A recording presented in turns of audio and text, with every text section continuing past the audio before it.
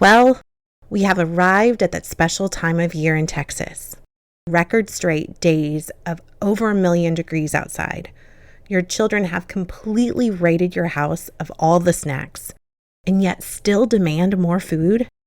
The grocery store aisles have completely abandoned all the pool floats, and now 3-ring binders, backpacks, and yellow boxes of markers line the shelves. It can only mean one thing. It is almost back to school.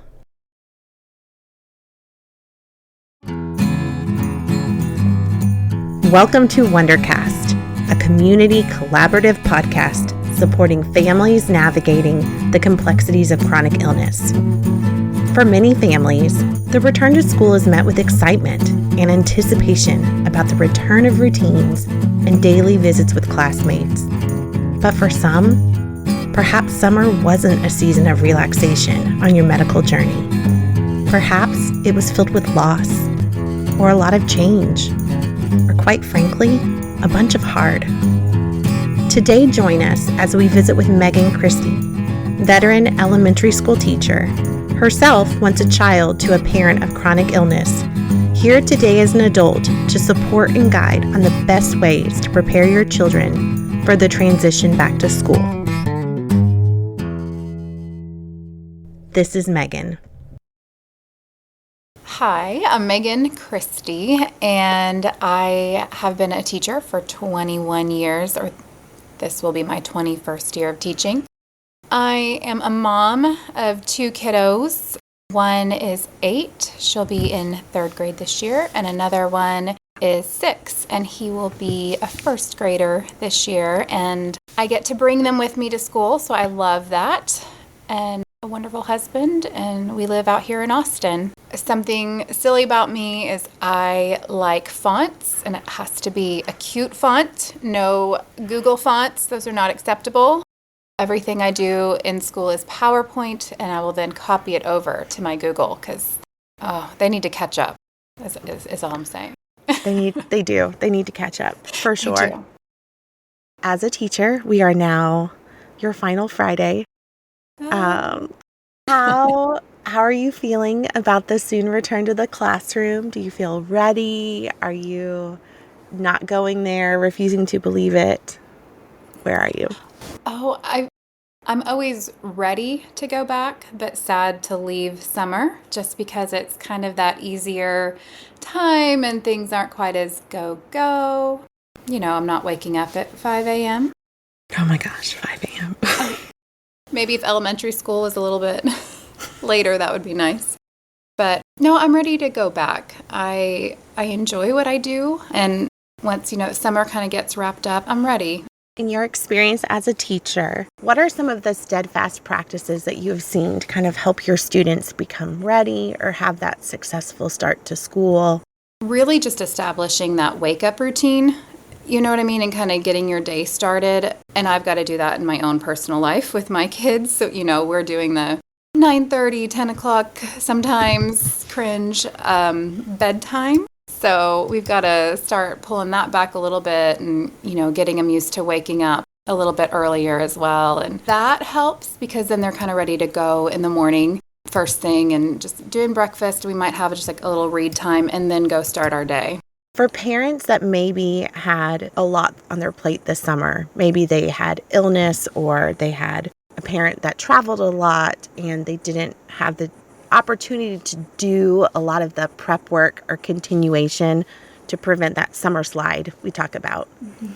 Is it too late at this point for them to bridge that gap, or is it something that's kind of expected each year anyway by the teachers of the next grade? We are just always aware that there's a different level of what different families are able to do over the summer. And some kids, their parents are working, so they've been in camp all summer. We do kind of start out slow, and it is a little bit of a review of skills. We don't just jump straight in. It is a lot of setting expectations. I'll say it's never too late to start.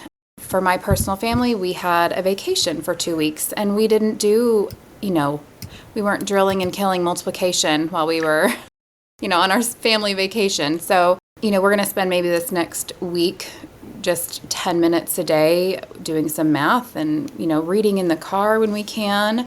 My daughter read this morning while my son had practice for soccer, or in the car on our way to dance, or wherever we may go, take a book with us. It's never too late to start, but it's not a requirement over the summer either. But just know that if there hasn't been a lot done, they do slide a little bit, but it's nothing that can't be made up or anything like that. Kids I know that we've worked with through Wonders and Worries, and even my own children, they kind of express this feeling of grief, of just sadness about leaving their teacher that they've become so close to or so connected in the routine of that classroom. And then they move to another space that's full of unknowns and can be anxiety inducing. And what practices do you do to get to know your new students at the start of each year? Like, what information is helpful to you? That is hard. At the end of the year, I talk to my, parents and kids, and we've made this little micro family, throughout the year where we've made connections and, really try to get to know each other on a personal level because we are together for so long. So it is hard because you are saying goodbye to this little family that you've had for a year. But getting ready for a new experience and a new start to the year, there's lots of time that we spend in classroom meetings, getting to know each other, our likes, our dislikes, things we're passionate about, things that annoy us sometimes, things that we like to do.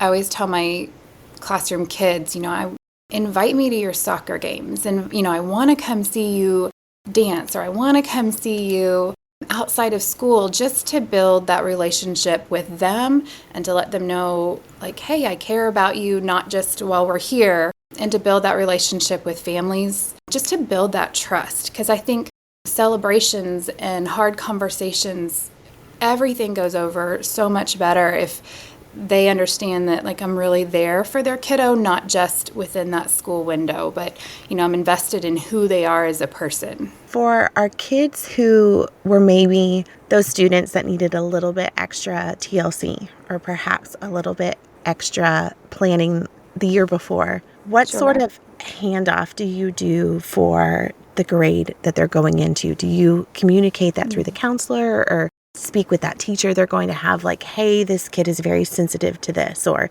we have found this is this child's best working environment? Definitely, if your kiddo has something like a 504 set in place, or they have education, part of their education is served through special education, those conversations are very specific as far as what accommodations or modifications they receive. So I know all that. If they have something formalized like that, I know all of that going in. If it's more of like a heart and head kind of thing, like emotional kind of thing, that maybe they've seen our counselor about, she is amazing at kind of giving us, a heads up of, sometimes they just need a calming space in your room. And most of us at our school, we have like a spot where kids can go and just kind of take a minute. So she kind of knows that about those kids. Or she can also say, hey, go talk to the previous teacher. She had some great things, or he had some great things that really worked well for this kiddo. And just so that I'm not starting from square one for that kid, that, I kind of have some tools and understanding of that kid going in. But I think that kind of helps. So those conversations are going on before school. If your kiddo, if we know that there's a little extra TLC needed for that kiddo, or they have something extra coming to the room. But if something happened over the summer that the school doesn't know about, then I would say to reach out to me, before school starts, or even after school has started. You can, in an email, you can schedule a time to meet with your teacher and just say, hey, I really want to go over some things that happened over the summer with us, and things that are going on. I know that can get it can be personal, or it can be emotional. So if a one-on-one, like I said, an email, or if you're more comfortable talking to the counselor at your school, you could definitely reach out to the counselor if it's something that can be sensitive, that's hard to share. And then with your permission, the counselor could share that with me. With our population that this podcast serves, a lot of our listeners do have chronic illness in their family, or perhaps have been exposed to loss, maybe that has occurred from ongoing chronic illness that maybe became more aggressive or advanced or caused a death in their family over the summer, and they are returning now to school or maybe to a new school. Maybe they were transitioning to middle school or high school or to just even a new campus. It carries a weight of heaviness and worry that I know we can recognize as parents, but I'm sure extra so for those that are in that situation going to a new place.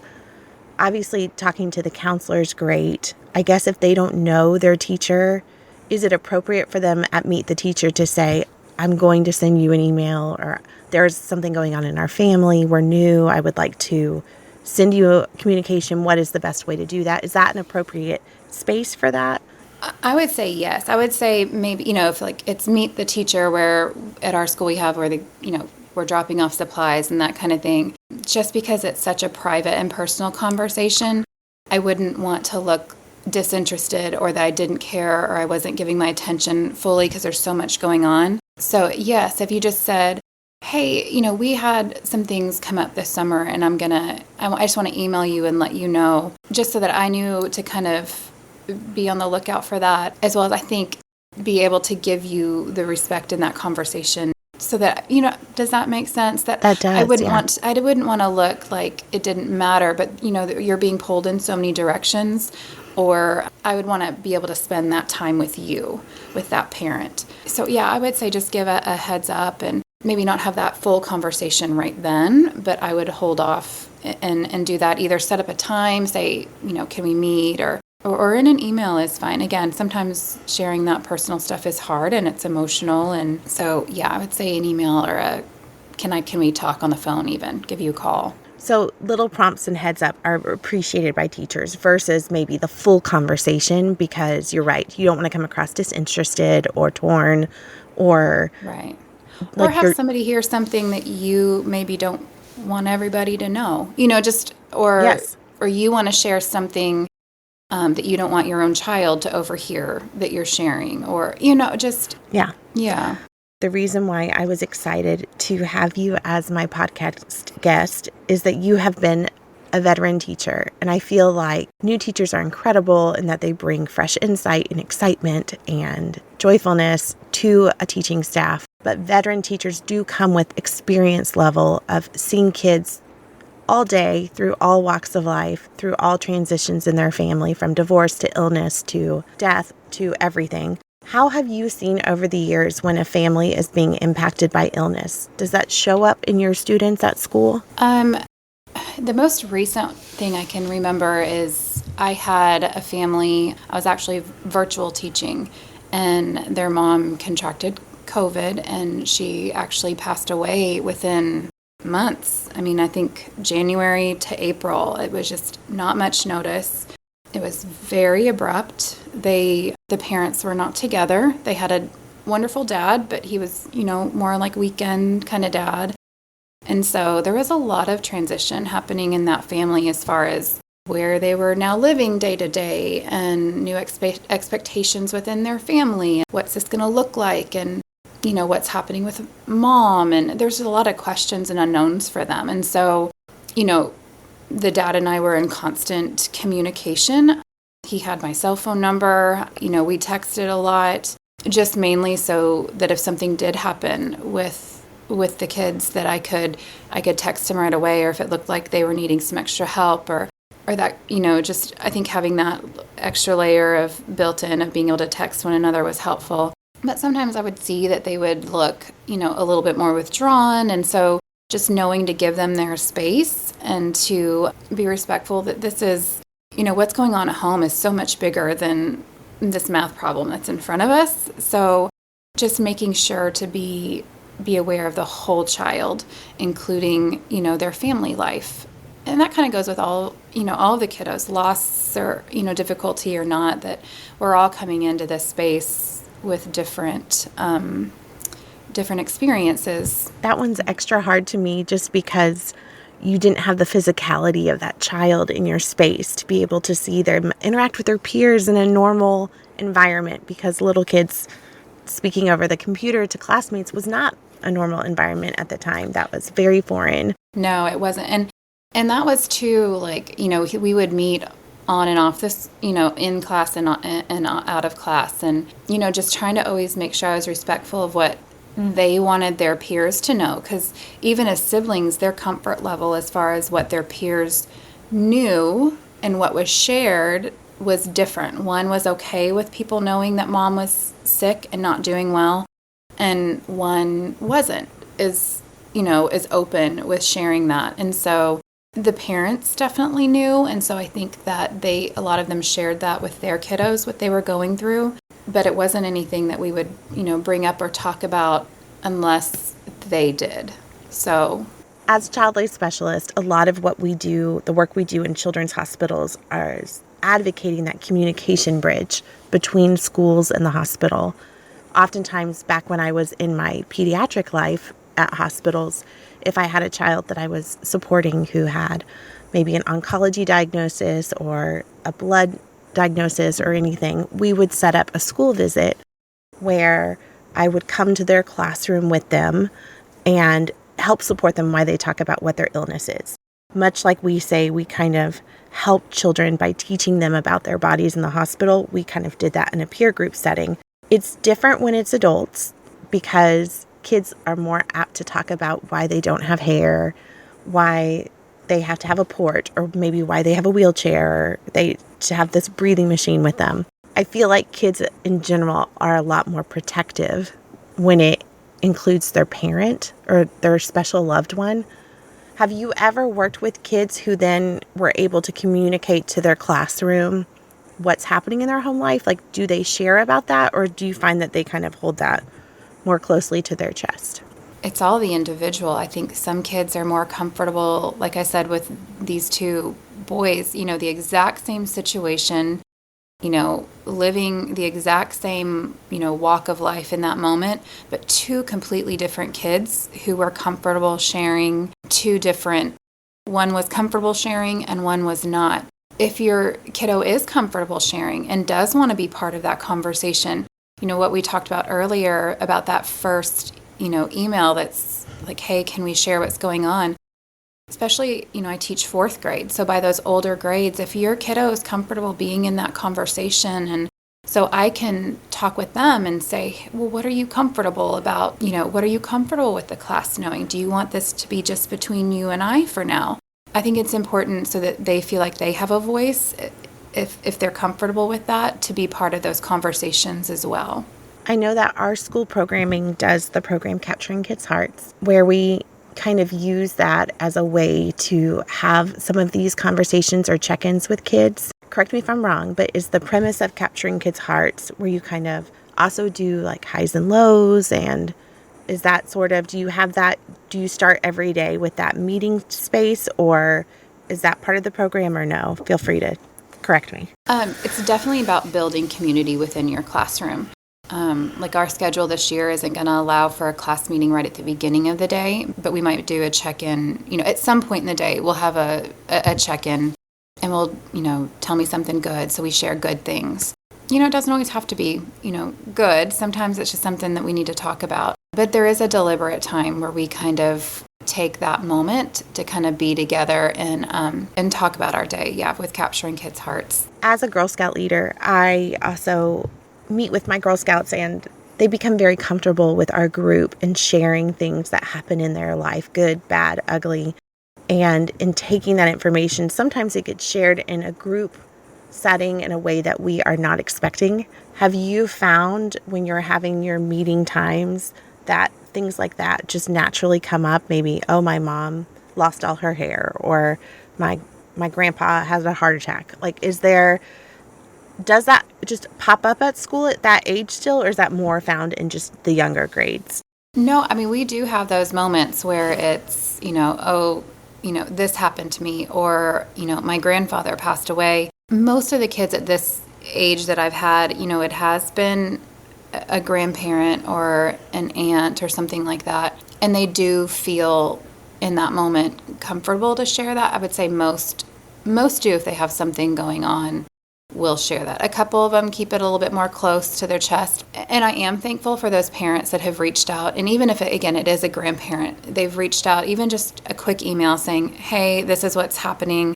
This is what our family's going through. And I do appreciate that, so that when those little moments come up, I'm not like, oh, man, you know what I mean? Like I'm expecting it, and we can, talk it out a little bit, with what they're comfortable with. But I think that they just need to get it off their chest sometimes. And that's just like a safe place to do that. And I mean, because they need to talk about it. You know what I mean? Like they need to be able to have some outlet to be able to share what's going on, in their life if they have these like things that are kind of burdening them. I had a kiddo say something, this past year, and it was like, oh, okay. And do you want to talk about that? I'm like, nope, I just wanted to share. I'm like, okay.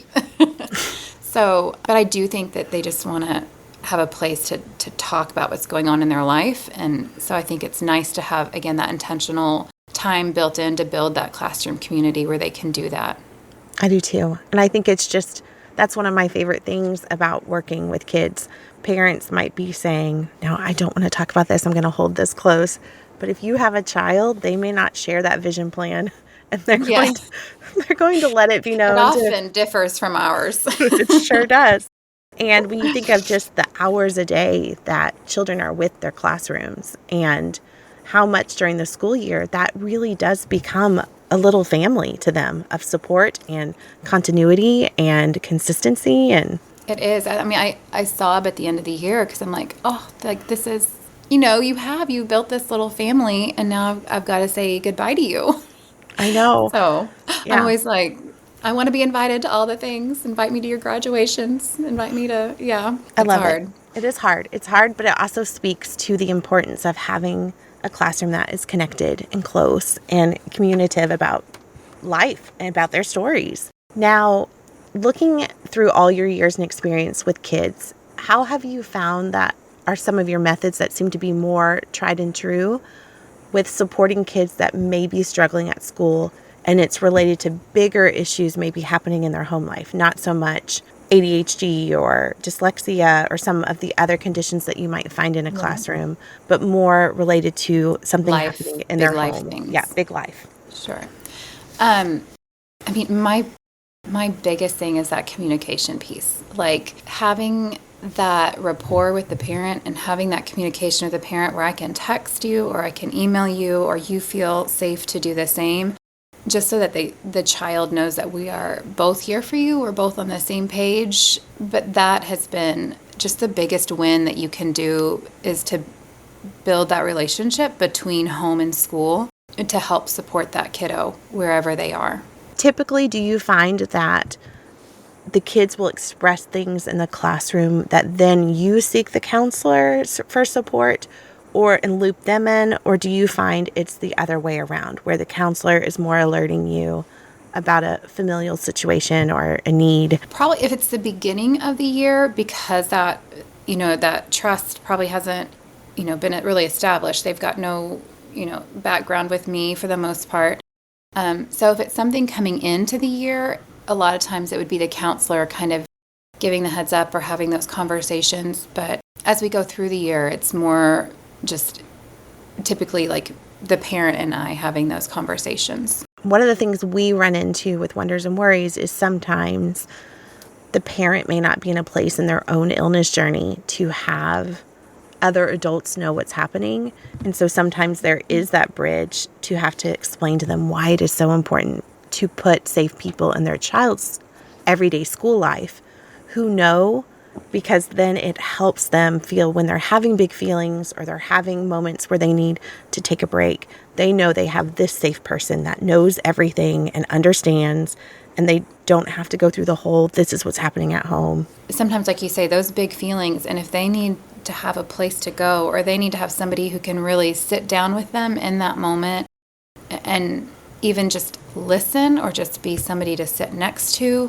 Or I'm just thinking about our counselor at school, and she's amazing, where she will just come, everybody loves her. All the kids are probably hoping it's, that she's going to come and get them and take them away to her wonderful, happy place, because she's amazing. But I think that that's just one more place and one more person in their life that can be there and support them. And sometimes in the day-to-day of school in a way that I can't.